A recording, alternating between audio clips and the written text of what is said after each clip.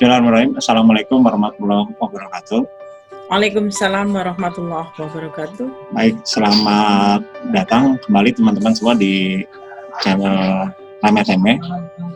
Hari ini saya seperti mendapat durian jatuh gitu ya, karena kedatangan narasumber yang luar biasa. Kalau kemarin kita mampir ke Semarang, sekarang kita mampir ke Yogyakarta. Ini ada perempuan tangguh juga yang mungkin kalau Anda membuka channel SMP Muhammadiyah 3 Yogyakarta, Anda akan setuju dengan pendapat saya ini. Dan inilah orang di balik itu semua, yaitu kepala sekolahnya, itu Bu Herayanti Zain. Assalamualaikum Bu. Waalaikumsalam warahmatullahi wabarakatuh. Apa Sehat, kabar Bu? Mas Ari? Alhamdulillah baik Bu. Ibu sehat Bu? Alhamdulillah baik. Ini mohon maaf nih, karena saya dengar kabar dari Mas Rudi ini waktu Ibu tuh sangat padat, tapi masih bisa menyempatkan di Remeh-Temeh ini untuk berbagi sama kami-kami ini.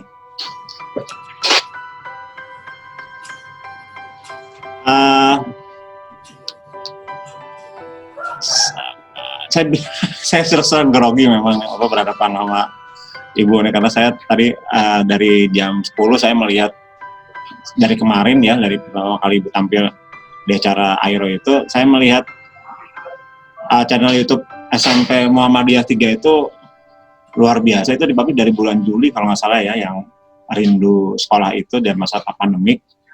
Saya merasakan auranya di situ dan luar biasa. Mungkin Ibu bisa cerita sedikit Bu prosesnya. Sebetulnya saya cukup lama mengabdi di SMP Muhammadiyah 3. Saya sudah 37 tahun. Bayangkan, mengajar di SMP Muhammadiyah 3 itu sudah 37 tahun. 37 tahun itu dulu tahun 83 saya sebagai guru matematika di satu tempat itu Mas Ari. Nah dulu masih sekolah kecil, belum diperhitungkan di Yogyakarta. Belum diperhitungkan lah. Saya datang, saya asli Cilacap. Saya datang di SMP Muhammadiyah 3 Yogyakarta tahun 83, tahun 1983 per 1 Maret. Nah, kemudian apa saja yang diberikan kepada saya selaku guru itu, dari mulai piket menjadi koordinator ekstrakurikuler, bahkan saya pernah menjadi wakil kepala sekolah urusan Al-Islam, padahal saya guru matematika. Saya sempat bertanya kepada kepala sekolah saya, Bapak saya bukan guru Al-Islam, kenapa Bapak mau menunjuk saya sebagai urusan Al-Islam? Kepala sekolah itu mengatakan, saya tidak sedang menyuruh Anda mengajar, tapi silakan dikoordinir yang bagus kegiatan Al-Islam. Pada saat itu, saya sudah pernah menjabat sebagai wali kelas, piket, koordinator lab, ekstrakurikuler, seluruh urusan yang bagian staf sudah saya pegang. Nah, pada suatu ketika saya disuruh menjadi wakil kepala sekolah urusan Al-Islam, kan nggak mutu ya. Tetapi karena kepala sekolah memberikan wawasan pada saya bahwa bekerja itu tidak boleh, itu bagian saya. Apa saja harus, sebagai guru tidak boleh menolak. Tidak bisa kita itu diperintah oleh atasan kita menolak. Kalau kita itu sebagai guru harus taat, pertama taat pada kepala sekolah, taat kepada staf yang membimbing saya. Saya itu harus seperti itu, jadi guru itu. Sama sajalah seperti kita dalam sholat, imamnya ruku kita ikut ruku, selagi dia itu bagus lurus kenapa tidak. Maka saya tunjukkan bahwa saya bisa mengordinir seluruh kegiatan Al-Islam. Alhamdulillah sampai hari ini saya menjadi kepala sekolah itu jadi tahu apa yang sudah saya lakukan itu kekurangan, diatur sana sini, itu menjadi satu evaluasi dan itu bekal saya memimpin. Nah, kemudian lambat laun ya PPDB mau menceritakan PPDB bagaimana saya mencari murid, mencari siswa di era pada saat kepala sekolah itu meminta bantuan atau tidak meminta pun kita sebagai guru itu harusnya tanggap. Tidak perlu kita itu bekerja menunggu SK. Dekati, Bapak kalau seperti ini bagaimana? Dia seperti ini bagaimana? Ternyata betul. Pada saat beliau mau menunjuk saya sebagai kepala sekolah, itu pun sebetulnya yang sudah lulus di SMP Muhammadiyah 3 menjadi kepala sekolah, artinya memiliki sertifikat dia calon kepala sekolah itu tidak hanya saya. Tetapi pada saat itu saya yang ditunjuk. Nah, saya juga masih ingat kepala sekolah yang membimbing saya mengatakan bahwa di era sekarang itu memang dibutuhkan orang pintar. Tetapi bukan semata-mata pintar itu dengan teori. Tapi lebih tepatnya saya membutuhkan orang yang mau bekerja. Itu masih saya ingat. Mau bekerja dan dia mau mengikuti petunjuk dari kepala sekolah atau dari atasan. Jadi instruksi, surat itu, kebijakan itu memang harus diikuti. Tetapi di era sekarang ini, setelah saya menjabat kepala sekolah, kan karena saya itu ditempatkan menjadi kepala sekolah di SMP Muhammadiyah 3, yang mana saya itu dulu guru di situ, banyak pro dan kontra. Bahkan banyak orang mengatakan, apa enggak risih, apa enggak kikuk menjadi kepala sekolah memimpin temannya sendiri. Saya katakan tidak, akan lebih enak. Karena apa? Satu, kepala sekolah yang berada di satu tempat itu, ya, kalau misalkan saya dulu menjadi guru, pada saat menjadi guru itu banyak kekurangannya, sekarang saya menjadi kepala sekolah, dulu kamu ngajarnya juga jelek. Kan begitu. Tapi karena dulu itu juga saya itu selalu memimpin, artinya tangan kanan kan kepala sekolah, mau bekerja. Jadi pinter itu harus, tapi bukan nomor satu kalau pinter itu. Jadi inisiatif mau kerja itu. Nah, akhirnya saya memimpin. Mas Ari, saya mau cerita itu malu sebetulnya. Saya itu ASN. ASN yang ditempatkan atau diberi tugas guru sebagai sampiran kepala sekolah di SMP Muhammadiyah 3 tahun 2006 per 14 Januari. Berarti saya sudah memimpin 14 tahun. Masuk periode keempat. Tidak ada dalam sejarah daerah istimewa Yogyakarta kepala sekolah ASN memimpin 4 periode. Aduh, malu sebetulnya saya. Tetapi pengawas sampai sekarang itu juga memaklumi. Karena setiap kali periode atau bahkan setiap tahun kita harus membuat kejutan-kejutan. Dari sekolah kami itu hanya bersubsidi, kemudian disamakan, dipegang saya langsung standar nasional. Kemudian kita memiliki 2 kampus, muridnya banyak. Kemudian pendekatan kepada guru itu yang pertama. Kalau ingin dibantu, kita harus dengarkan suara guru-guru, suara staf. Saya itu membagi tugas. Setiap tahun membagi tugas itu tidak pernah saya sendiri. Saya dudukkan staf saya. Ayo, ini siapa? Ini siapa? Pilih dulu ketua-ketuanya. Dipilih dulu staf. Ya betul, staf itu yang harus dekat dengan kepala sekolah karena mau diajak lari. Tetapi kalau di era sekarang tahun ini saya dengan mudah menunjuk staf karena hampir semua itu pro. Karena sudah tahu sepak terjangnya begitu. Dulu memang banyak teman-teman kalau saya habis diklat begitu, saya studi banding kemana, gitu. Saya ditugaskan kemana karena saya ASN, saya juga sering ditugaskan oleh dinas pendidikan begitu. Nanti teman-teman apa lagi nih? Coba strategi apa lagi nih? Dulu begitu, sekarang tidak. Setelah mindset itu saya katakan sekali saja Bapak dan Ibu coba. Ide itu datang dari Bapak dan Ibu, bukan dari saya. Nah, mulai teman-teman tuh tertantang. Bu, buat lagu ya Bu, seperti ada video. Bu, buat ini. Itu yang namanya meminta video pada alumni-alumni itu bukan saya, mereka humas yang bergerak. Saya itu hanya memberikan job, pembagian tugas, kemudian mereka membuat programnya apa, usul, kalau ada dana berapa itu saya tinggal meng-ACC. Jadi tugas saya sekarang tuh lebih ringan, tetapi tentu berbicara bagaimana sekarang memposisikan sudah di level sekarang, itu jangan puas. Saya bilang sering sama Prof Imam dikatakan, saya pisahkan, saya puas sedikit aja, Prof Imam juga tidak mau gitu. Artinya jangan merasa dipuas. Apalagi kalau menyalahkan tentang input. Kan di suatu organisasi, apalagi di sekolah, itu kan hanya tiga hal yang kita olah ya Mas Ari. Jadi input, proses, dan outcome. Nah, orang awam itu mengatakan input. Misalkan ada guru saya, kenapa nilainya ini tidak mencapai KKM atau melompati KKM? Guru saya mengatakan, ini soalnya kita itu inputnya jelek Bu, nggak boleh seperti itu.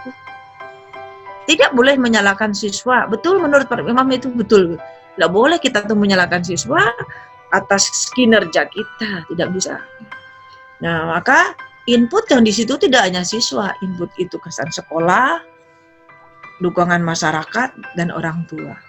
Dukungan masyarakat banyak. Sekolah itu juga ada kurikulum. Kurikulum kita tidak hanya saklek. Kurikulum 2013. Kurikulum yang dimiliki adalah kurikulum SMP Muhammadiyah 3. Silakan mau dikembangkan, dimodifikasi menjadi kurikulum internasional karena memang kita sudah punya jejaring, comot sana comot sini boleh. Tidak harus kita untuk pakem pada 8 standar nasional pendidikan. Bisa dibuat 9, bisa dibuat 10. Kalau itu RAKS atau RAPBS yang mencukupi dan kegiatannya bisa jalan. Nah, kemudian ada proses. Banyak orang mengatakan ngajarnya guru-guru jelek, prosesnya jadi jelek. Proses di sini bukan hanya mengajar. Proses itu bisa menggunakan olah rasa, olah karsa, olah hati, di mana setiap guru, tidak hanya guru, karyawan itu harus siap menjadi pelayan pendidikan yang terbaik. Nah, di era seperti ini pandemi, Mas Eri, ya, ini di era pandemi ini nggak ada yang berani orang tua itu datang ke saya. Masa saya bayar anak-anak Anda sekolah? Salah. Karena orang tua tahu persis bahwa SMP Muhammadiyah 3 itu melayani menggunakan pembelajaran jarak jauh. Kebetulan kami sudah 3 tahun. Lebih awal kita menggunakan Android. Dulu pada saat saya mau menggunakan Android itu juga pro dan kontra. Banyak sekolah-sekolah yang membuat aturan atau buku saku tata tertib, siswa dilarang membawa HP. Dulu sampai Muhammadiyah dulu pada tahun 90-an, 2010 itu masih seperti itu. Dilarang membawa HP anak-anak SMP. Ternyata orang tua protes, susah Bu menghubunginya. Kalau anak-anak mau pulang, saya harus komunikasi lewat mana? Muhammadiyah 3 itu membelikan HP 3 untuk pelayanan di kampus 1 dan di kampus 2. Juga diboleh memakai nomor telepon sekolah untuk telepon orang tuanya. Tetap anak membawa HP. Anak membawa HP. Pada saat pelajaran HP-nya nyala. Kemudian di sidak, gambarnya tidak karu-karuan. Akhirnya saya berpikir bahwa teknologi tidak bisa dicegah. Teknologi itu harus disikapi. Mulailah kita siapkan. Saya kerjasama itu dengan Alphabank, Amikom untuk melatih guru-guru IT. Di dalam HP bukan aplikasi tapi menggunakan akun yang tidak berat itu apa? Akhirnya kami pilih G-School. G-School itu kami pilih, Kemudian kami mulai sosialisasi dengan orang tua. Nah, G-School ini adalah aplikasi yang bisa dipakai. Saya ke Jakarta, saya kemana, saya bisa memantau guru-guru itu pembelajaran atau tidak. Berapa per kelas itu yang absen.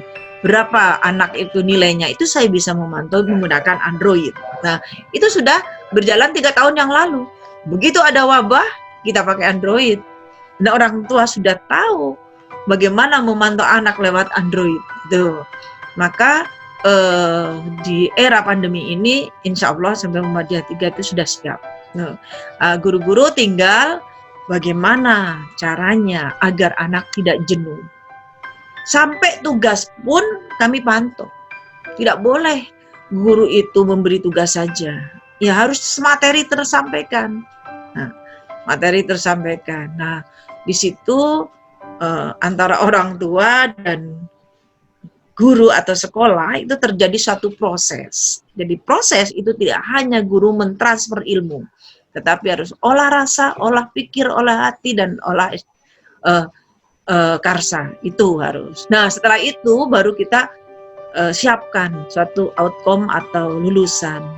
Outcome-nya atau lulusannya itu seperti apa.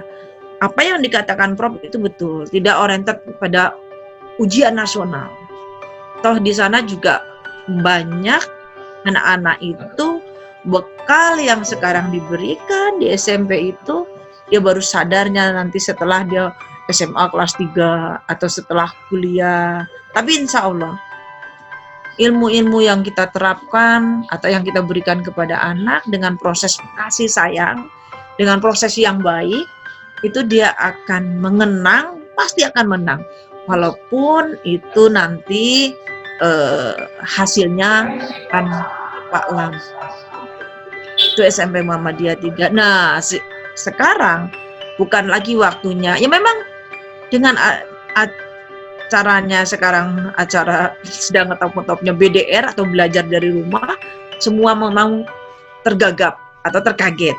Tapi kalau kita sudah memiliki bekal, SDM-nya siap, aplikasi dan apanya yang digunakan sekolah itu difasilitasi, insya Allah tidak begitu. Sekarang waktunya membuat anak tidak bosan belajar di rumah.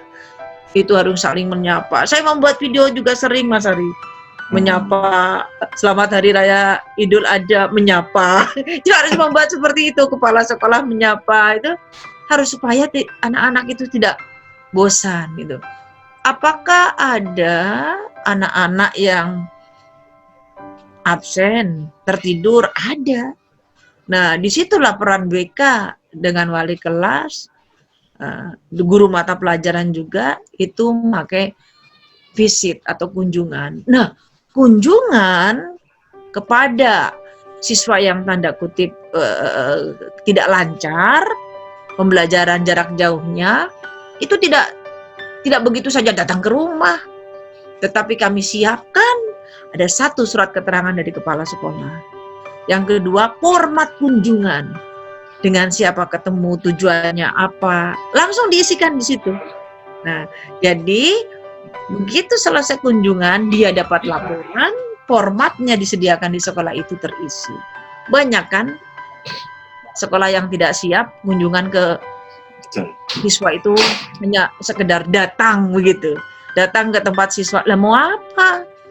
Ngomong-ngomongnya mau apa? Oh kami kunjungan di sana. Nggak bisa. Kalau kunjungan ya harus ada surat dari kepala sekolah. Boleh tidak ditelepon dikunjungi era seperti ini? Jangan-jangan membawa wabah, kan begitu. Jadi semua memang harus ada proses agar kita memiliki tujuan yang baik. Gitu. Nah, itu menggunakan proses yang lama. Satu, bekalnya mau bekerja, mau belajar, mau mendengar. Gitu. Ya, ini kan yang menarik adalah kalau ibu kepala sekolah negeri mungkin itu wajar ya, dan orang akan bilang biasa gitu. Tapi kan ibu tuh kepala sekolah SMP swasta, yang kita tahu swasta itu mulai dari mencari muridnya saja tuh sudah luar biasa gitu kan. Nah saya juga dengar sampai kalau mau sekolah di tempat ibu tuh mesti inden Bu ya, benar nggak Bu? Eh, jadi eh, kebalik kalau menurut saya, justru sekolah swasta itu ya harus dikelola dengan baik, begitu. Ya artinya kan kalau di negeri itu kan siswa yang menghampiri sekolah gitu ya. Kalau di negeri karena kan mereka satu dan lain hal lah, negeri itu menjadi favorit di hampir semua. Kalau swasta itu kan tidak semudah negeri gitu. Artinya ketika ibu menjadi sekolah yang menjadi, saya juga melihat videonya Bu Soimah yang menyekolahkan anandanya di sekolah SMP Muhammadiyah 3, itu menurut saya membuktikan bahwa orang tua percaya dan sangat ingin anak itu bersekolah di sekolah ibu, dan itu tentu saja prosesnya tidak mudah gitu. Iya, betul. Mungkin ibu bisa bercerita, kan ibu sudah berpengalaman gitu ya. Iya, betul. Kalau sekolah negeri ada PPDB yang dulu dengan real time online RTO. Anak-anak SD itu sudah memiliki nilai ujian murni, dan itu sudah berkumpul di suatu server di dinas yang mana sudah terbagi-bagi sama sekolah negeri. Nah, sekolah Muhammadiyah gimana ini caranya mendapatkan murid? Apalagi saya jauh-jauh hari harus sudah tahu berapa kuota SD, berapa kuota yang harus terpenuhi SMP. Di situ kita bersaing. Maka harus menciptakan sekolah itu yang beda. Kalau di negeri sudah ada, ya kita ikutin seperti negeri, tapi beda lah yang nggak ada di mana. Maka pada saat saya membuat beda, itu dipertanyakan. Saya itu Mas Ari membuat kelas yang namanya kelas ICT dan kelas bilingual. Lah, geger rame. Saya sewa billboard, sampai sekarang kan itu miliknya SMP Muhammadiyah 3 yang di perempatan. Sekolah lain belum punya, saya sudah punya billboard itu. Kalau sekolah lain masih menggunakan spanduk dibentang gitu, kita sudah nggak pakai seperti itu. Kita sudah nggak pakai seperti itu, dan model saya promosi sudah harus beda. Promosinya tidak boleh seperti itu. Nah, maka harus beda. Beda apanya? Beda kurikulumnya, beda pelayanannya, dan beda apa yang dibutuhkan masyarakat sekarang. Nah, kalau di kelas-kelas yang boarding seperti mu'alimin, mu'alimat, MBS, jelas boarding. Dia punya target harus bisa juz 30 hafal di kelas ini. Juz 27, 28, 29 harus hafal. Nah, SMP Muhammadiyah 3 itu sekolah umum. Tapi saya pun melayani buat anak-anak yang ingin khatam, ya, yang ingin hafal Al-Quran. Namanya kelas tahsin dan tahfidz ada di Muhammadiyah 3. Ya, ini juga sebetulnya mau wisuda. Tahfidz tahsin 28 sudah lulus, 28, 29, 30 juz itu sudah hafal. Nah, kapan itu dilaksanakannya? Pada hari Sabtu, yang lain libur, anak-anak yang berminat ini dia harus setoran, berada di sekolah 3 jam, setoran gitu loh. Nah, begitu juga kelas bilingual. Ada yang ditanyakan, apa itu kelas bilingual?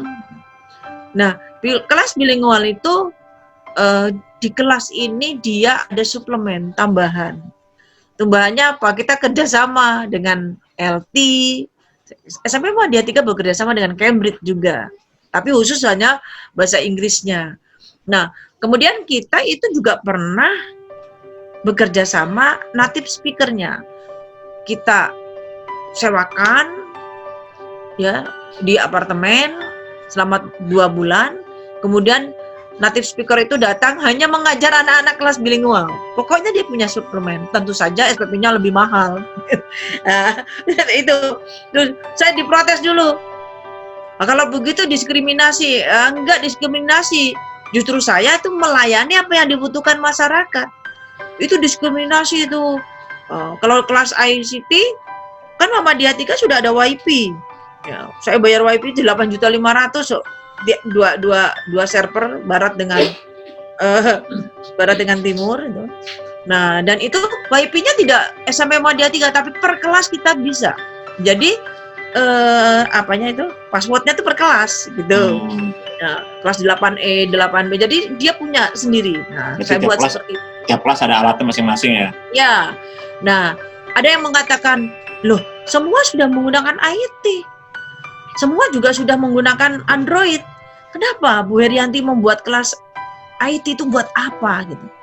Nah, yang kelas IT itu ya ada suplemen.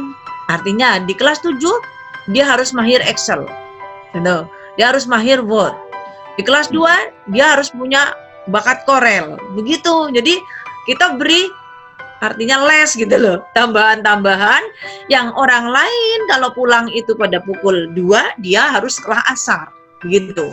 Dan itu menggunakan persetujuan. Negeri nggak ada. Maka setelah berjalan kelas ICT, kemudian kelas bilingual, kelas tahfidz tahsin tuh. Nah, orang bertanya, "Oh, ternyata ada wisuda juga tuh. Tidak hanya di boarding, wisuda apa namanya tahfidz. Oh, ternyata IT-nya pintar-pintar kalau ada lomba IT, misalkan kayak kemarin itu juga ini ada lomba lingkungan, mengolah sampah menjadi bermanfaat. Dia juara 1 anak-anak. Nah, terus siapa yang ikut? Yang ikut anak-anak kelas IT yang mereka gemar membuat video. Begitu. Kadang-kala video-video yang ada di YouTube itu juga garapannya anak-anak kelas ICT, kelas IT itu gitu.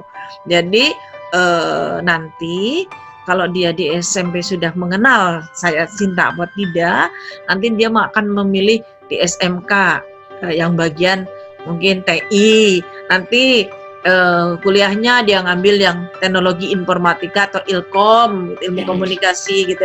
Jadi kami itu sebetulnya kenapa Muhammadiyah 3 itu sekarang dipercaya oleh masyarakat, tentu ada yang beda. Buat ada yang beda. Nah, sampai kita punya plang spanduk itu, plang papan itu atribut kelas sekolah itu menjadi sekolah model. Kemudian sekolah Muhammadiyah 3 itu juga sekolah adiwiyata nasional karena sudah punya sertifikat nasional. Kemudian sekolah literasi. Kami juga diberi juara sekolah sehat tingkat nasional. Sekolah sehat, lihat UKSS-nya, UKS-nya juga ada poli gigi, ada. Jadi anak-anak kalau mau udah bersihkan gigi, kerang gigi, ada dokter gigi di tempat kita. Namun yang sudah pernah ke SMP Muhammadiyah 3 juga bisa melihat itu. Dan itu capaiannya tidak mudah. Gitu. Pertama memang teman-teman saya juga, apalagi nih Bu Herianti nih, apa nggak dicapai? Sekarang enggak seperti itu. Teman-teman pada suka. Ayo Bu, buat lagi Bu. Nah, bahkan kalau lagi kumpul-kumpul, yuk kita buat video apa, begitu. Nah, coba saya ada yang menegur, itu bayar berapa juta ke Bu Soimah? Kok mau? Sama sekali saya tidak bayar. Malah saya diberikan beberapa versi gitu. Nah, nggak bayar. Kemudian Hanung Bramantio itu buat video. Kemudian Letnan Purwadi itu juga banyak video-video alumni yang saya hanya WA begitu, lewat humasnya juga WA. Tolong buatkan kesan pesan itu, mau beliaunya itu. Karena dia merasakan, Hanung itu SMP aja sudah dia sudah sering sekali setiap ada kegiatan di SMP Muhammadiyah 3, dia selalu tampil menjadi pemain. Nah itu dia drama, opera, terus pantomim tuh Hanung dulu. Nah, ya seperti itu. Jadi alhamdulillah PPDB itu di SMP Muhammadiyah 3 kita terbanyak untuk sekolah umum yang bukan boarding loh. Saya dapat 9 kelas Mas Ari, 288. Sehingga yang lain masih PPDB, saya membuat pengumuman, mohon maaf, SMP Muhammadiyah 3 sudah ditutup. Itu ada yang bilang, sombong Ibu Herianti. Ya udah, dibutuhkan hanya 256, 8 kelas. Tetapi yang daftar 423. Di era pandemi ini, akhirnya saya membuka 1 kelas lagi, menjadi 9 kelas. Dapatnya 288. Murid saya sekarang 815. Kemarin 288. Jadi setiap paralel 9 kelas. Besar 27. SMP ini. Itu Bu, ini makin menarik nih remeh-temeh kita nih. Itu bagaimana meyakinkan orang tua sehingga akhirnya bisa mensupport Ibu all out gitu kan. Itu bagaimana Ibu membangun trust kepada, kan orang tua itu berarti kalau di ini kayak customer ya, anak-anaknya kan dipercayakan ke SMP Muhammadiyah 3. Itu bagaimana Ibu membangun trust kepada orang tua dan akhirnya mereka juga mungkin ikut serta dalam membangun kultur dan etos di SMP tersebut gitu kan. Ya, saya dengan orang tua yang sekarang kebetulan hampir orang tuanya itu dulu menjadi siswa saya. Jadi saya sekarang malah mengajar cucu. Bahkan orang mau daftar di SMP Muhammadiyah 3 itu telepon dulu. Bu Herianti masih di sana enggak? Ini mau ngajar, mau daftar itu mau lihat sekolahnya apa kepala sekolahnya begitu. Bu Herianti masih di sana enggak? Masih, dan itu tahu PDM. Majelis tahu. Nah, jadi buat tadi supaya itu kita itu kalau negeri anak-anak gratis. Kalau Muhammadiyah bayar kok mau, nggak begitu. Nah itu dia. Maka harus ada yang beda. Beda pelayanannya dan beda cara berkomunikasi. Nah, di SMP Muhammadiyah 3 dulu ya, sebelum ada wabah, itu ada pengajian kelas paralel, pengajian kelas A, kelas B gitu ada. Nah, kita sering menjalin komunikasi. Entah itu lewat pengajian, lewat surat itu. Bahkan di masing-masing kelas itu ada semacam komite ketua kelompok orang tua siapa yang berada di kelas itu. Nanti saya atau wali kelas kalau menyampaikan itu cukup, kalau mau ada hal yang dibicarakan cukup dengan pengurusnya dulu yang di kelas itu, baru dipelurkan. Punya grup, masing-masing punya grup kelas gitu. Akhirnya apa yang kita sampaikan sebelum diplur secara luas itu harus dibahas dulu di forum-forum yang kecil, di kelas-kelas itu. Nah, jadi komunikasi dengan orang tua, terus yakinkan, kemudian dengarkan kalau ada dia itu protes atau dia meminta tolong, itu didengarkan. Banyak loh di SMP Muhammadiyah 3 itu yang anak-anak ditinggal orang tuanya, baik dia orang tuanya itu yang sekarang belajar di Inggris, kemudian para dosen itu, dia kan berarti single parent, hanya ikut dengan ibunya atau ikut dengan ayahnya. Dia lebih baik suka banyak di sekolah menjadi pengurus OSIS atau IPM gitu. Nah, di kala itu anak-anak yang seperti ini kita perhatikan dan kita jalin silaturahim dengan orang tua. Nah, bagaimana kok bisa sampai tertarik? Ya itu pelayanan.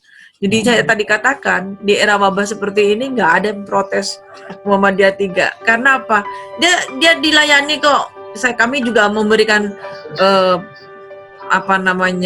pembelajaran betul-betul. Nah, anak-anak terjadwal, orang tua bisa mantau. Nah, ada orang tua yang dibohongin sama anaknya. Bu, anak saya kok masih tidur. Katanya hari ini nggak ada pembelajaran. Terus wali kelasnya, enggak Bu, Itu sudah on semua, coba ibu cek dulu HP ibu. Itu sudah, gimana bu, ini buka ini G-School, kemudian ibu untuk orang tua, dicek semua sudah on. Terus akhirnya coba tolong bu, HP-nya diberikan ke Ananda. Nah, anaknya langsung bangun, langsung on. Dia bohongin orang tua itu, banyak yang seperti itu. Jadi, akhirnya bisa terselesaikan. Jadi komunikasi dan jangan merasa pinter gitu, karena yang dihadapi itu orang tua, mohon maaf, di SMP Muhammadiyah 3 itu mungkin kelasnya menengah ke atas, Mas Ari. Ya, jadi banyak orang tuanya itu para dosen gitu. Justru kan kalau orang tua menengah ke atas itu kan lebih kritis Bu ya. Iya, wah kepengennya anaknya tuh diikutin terus, diikutkan apa, dilibatkan begitu. Iya. Oke Bu, ini lalu yang selanjutnya saya pernah dengar Ibu pernah juga diundang ke istana Bu ya? Oh iya. Ya, itu bagaimana tuh Bu ceritanya Bu? Itu dulu pada saat saya satu periode jadi kepala sekolah, baru satu periode tuh, kalau nggak salah tahun keempat itu, tahun 2009 lah. Itu saya menjalin hubungan kerjasama lewat pimpinan pusat Muhammadiyah. Nah, kepala sekolah itu harus aktif membuka webnya Muhammadiyah, webnya Kemendikbud. Kalau kepala sekolah nggak gabung dengan web Kemendikbud, ya nggak tahu informasi. Jadi informasi jadi sangat pesat. Jangan sampai kepala sekolah itu tertinggal. Nah, pas ada lomba-lomba seperti itu, ya, saya kan udah kerja sama dulu. Saya tanya pada saat itu, saya tanya Papa sama siapa? Papa si Pak Din Samsudin. Ya, terus lewat PWM. Ini ada kerjasama sekolah Muhammadiyah. Akhirnya kita kerjasama dengan British Council. Nah, saya keluar negeri. Terus saya buat lagi apa itu? Pokoknya ada hal-hal yang baru. Oh ya, saya dapat bantuan 100 juta dalam bentuk alat prakarya keterampilan. Kemudian saya membuat gelar karya siswa. hanya membuat gelar karya siswa, memanggil para pejabat begitu kan. Pejabat. Nah, terus akhirnya para pengawas melirik, "Wer, ikut lomba kepala sekolah berprestasi" gitu. Waduh, saya tahun keempat kok sudah ikut lomba, saya ikut lomba. Pada saat itu, SMP Muhammadiyah 3 itu, kan dia ada 5 kabupaten tuh. Yang ikut sekolah-sekolah negeri hebat semua, Mas Ari. SMP Negeri 1 Wonosari, SMP Negeri 2 Negeri 5 Depok Sleman, SMP Kulon Progo Wates, SMP Wates itu SMP 5. Kemudian Bantul itu SMP Negeri 1. Saya SMP Muhammadiyah 3. Ternyata menang. Saya juara 1 tingkat provinsi. Berarti Ibu lebih hebat barang-barang. Saya menang. Lucu, kan itu ada juga tes bahasa Inggris. Ya, pada saat conversation pada takut itu. Saya itu 1, Mas Ari. Pede saya itu. Saya juga heran. Udahlah, saya dulu yang maju. Saya berpikir orang itu harus punya strategi. Tim Yuri, kalau nomor 1 pasti ditanya introduction, perkenalan, ya masih gampang. Betul. Begitu ke sana, saya ditanya, "Apa gue?" Kata teman-teman yang diteskan. "Halah, gampang, cuma perkenalan, ngomong bahasa Inggris itu masih bisa." Ternyata suruh baca teks, diartikan. Aduh, yang lainnya begitu. Akhirnya saya bisa. Nggak pernah saya itu nunggu nanti. Dari dulu itu saya tidak pernah menunggu, nunggu nanti dulu, orang lain dulu, enggak. Gebuk saja. Jadi apa yang Prof Imam tuh bilang, itu saya sudah ketawa sendiri. Wah, itu persis saya itu. Yang begitu. Nah, akhirnya itu mungkin faktor nasib juga. Saya menang juara 1. Akhirnya saya ke istana upacara. Sebetulnya di hotel itu diberi pelatihan. Tapi pada saat itu saya tidak menang. Tidak juara, saya peringkat ke-5. Yang juara 1 itu ibu kepala sekolah SMP Negeri 4 Surakarta, doktor. Wah, saingan saya pada saat itu belum S2. Akhirnya dia menang dokter. Nah, sejak itu jadi saya mulai langsung S2 saya. Langsung S2, wah ini penting sekali ini belajar. Nah, itu di Istana Negara itu semua yang teladan-teladan itu yang berlomba di Jakarta dipanggil upacara kemerdekaan 17 Agustus di Istana Negara. Nah, kemudian malamnya itu ramah tamah di DPR mendengarkan pidato kenegaraan. Itu udah pernah saya pada saat juara dapat predikat sekolah adiwiyata nasional, saya pun ke Jakarta berkumpul dengan orang-orang teladan di lingkungan, kemudian diberi anugerah oleh Menteri Lingkungan Hidup pada saat itu. Nah, pada saat sekolah saya menjadi sekolah sehat tingkat nasional, saya pun ke Jakarta lagi, dipanggil lagi oleh sekolah tingkat nasional. Nah, sejak itu karena saya ASN, saya itu dikirim langsung by name, diklat kemana saja, Batam 2 kali, Kalimantan Selatan di Hotel Barito juga sudah. Yang hotel-hotel kalau nasional diklat kayak gitu kan otomatis bintang 5 gitu. Nah, itu ke Lombok sampai 2 kali, sampai akhirnya orang bertanya, seperti pas Tomo itu Mas Tomo Solo 3 itu kan pernah juara nasional, itu pakai terus. Saya lihat, wah ini ada loh orang orang-orang kita sekolah-sekolah Muhammadiyah itu kalau SD mesti juaranya dari Muhammadiyah, tapi kalau SMP yang saya tahu belum ada yang juara sampai Jakarta. Ya, SD Muhammadiyah Sapen setiap tahun langganan itu. SMP berarti SMP Muhammadiyah 3 berarti Bu ya.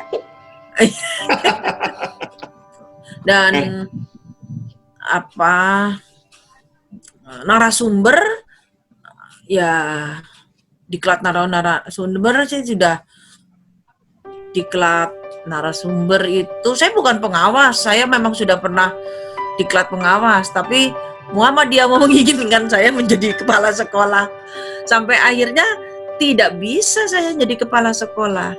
Akhirnya saya ditarik ke SMP Negeri 7 menjadi guru. Baru 2 bulan Mas Ari, diambil lagi oleh yayasan, oleh PDM. Saya sekarang menjadi kepala sekolah dengan SK yayasan, bukan SK dinas gitu.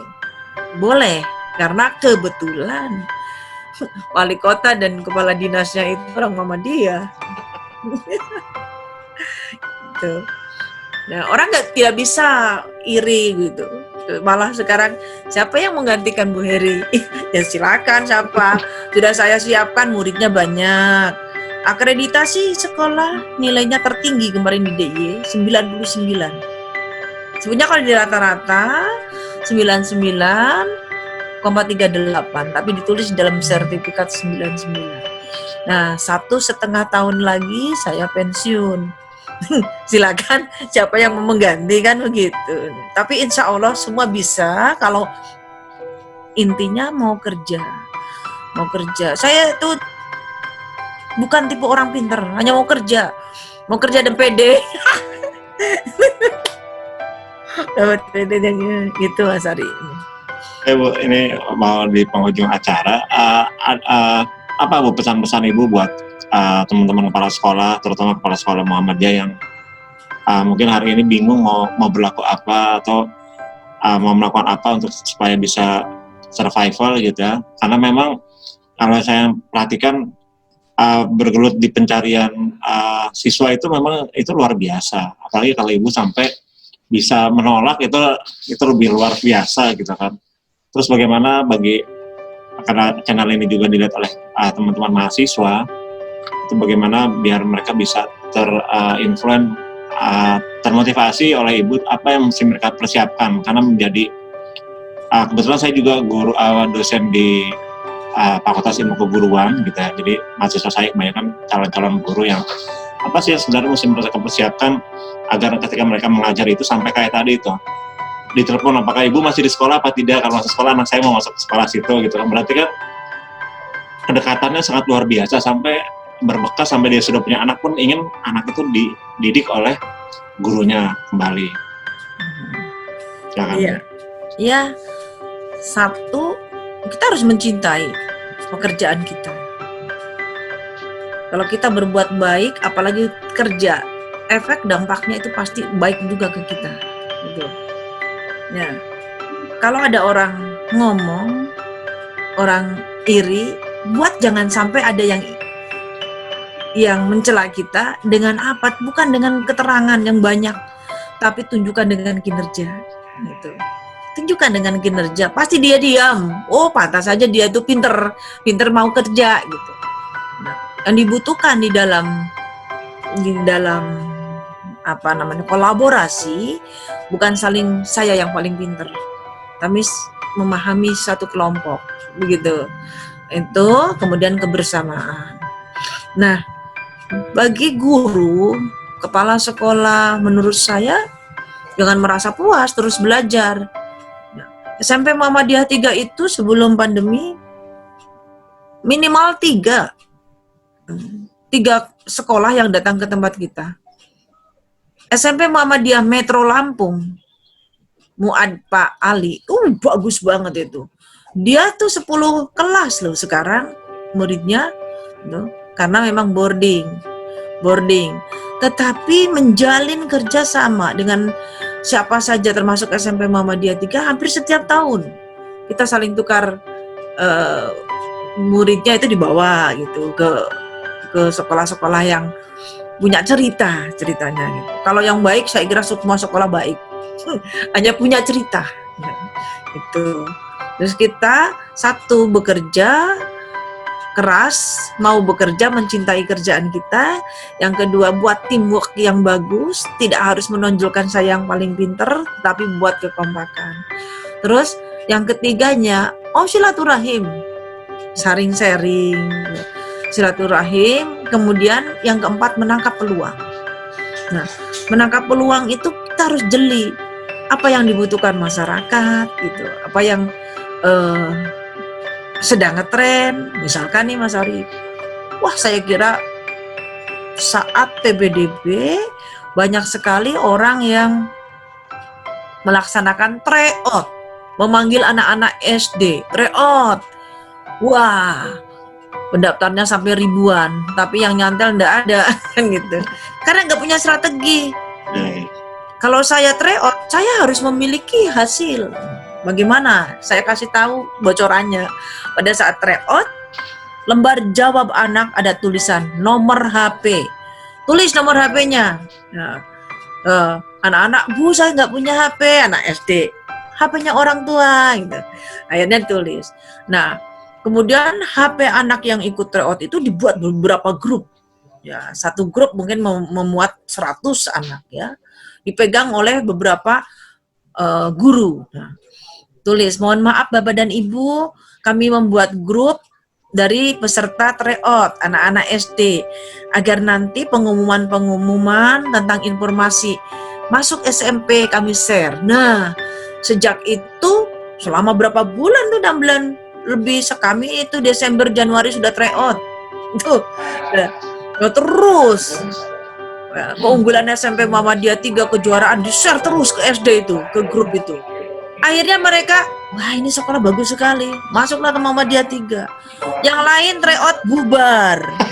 Nggak bisa, maka harus bisa membuat inisiatif atau menangkap peluang. Bagaimana kita itu membuat brosur, membuat pamflet PBDB sudah dengan uang Mas Ari. Dititipkan ke SD cukup diletakkan di satpam. Begitu kita balik sama satpamnya buang tuh brosur. Kalau saya nggak seperti itu. Kalau saya tidak seperti itu. Tapi ditelepon dulu. Saya itu di SMP Muhammadiyah 3 itu di HP saya itu ada grup namanya Kemitraan Kepala Sekolah SD, baik negeri maupun swasta. Saya memiliki grup. Nanti satu ketika diundang, hanya cukup diberi buku agenda. gitu kan. Itu diberitahu program-programnya. Nah kalau sekarang sih ada uang duduknya, Mas Ari. Itu nanti saya bilang, mohon maaf Bapak dan Ibu Kepala Sekolah, besok itu ada guru-guru kami, mohon diizinkan memasang pamflet. Biar Bu dititipkan aja ke Satpam. Tidak, kami saja yang mau memasang. Ini sudah dikasih selotip, tinggal masang. Jadi betul-betul terpasang. Tapi kalau dititipkan pada guru yang ada di SD, dibuang nanti. Tidak semuanya, jujur. Kan begitu. Iya. Jadi kita harus punya strategi. Satu, kerja keras, tidak menolak pekerjaan, mencintai pekerjaan, buat teamwork. Jangan mengunggulkan saya yang terpinter, tapi ayo buat teamwork yang kompak. Ya, kemudian yang ketiga itu buat yang beda dengan sekolah lain. Keempat itu nangkap peluang dengan ide-ide cemerlang. Begitu ceritanya. Mungkin itu aja masih saya banyak belajar dari yang muda mendunia. Saya suka dengan yang kepala-kepala sekolah muda tapi sudah bagus gitu. Tuh, ini ada sekolah yang bagus sekali, baru aja mau WA saya, sangat menginspirasi. Sekolah itu menggalang dana, judulnya Bakti Sosial, dari pelajar untuk pelajar, dengan izin komite sekolah, dengan izin Dewan Pendidikan. Dia menggalang dana uang pulsa. Nah, kemudian banyak tuh orang tua yang pada transfer. Nah, yang tidak mampu diberi pulsa, bahkan ada yang dibelikan HP. Nah, itu yang sedang akan dibuat oleh SMP Muhammadiyah 3. Keren. Gitu. Keren. Baik Bu, terima kasih atas waktunya, terima kasih atas inspirasinya. Seperti ekspektasi saya pasti akan luar biasa, karena sebelum beremeh-temeh juga kami sudah lihat beberapa profil SMP Muhammadiyah 3, dan ternyata prosesnya memang luar biasa yang Ibu lakukan. Terima kasih atas waktunya, semoga selalu sehat dan sukses selalu buat Ibu dan sukses selalu buat SMP Muhammadiyah 3. Assalamualaikum warahmatullahi wabarakatuh. Terima kasih. Waalaikumsalam warahmatullahi wabarakatuh.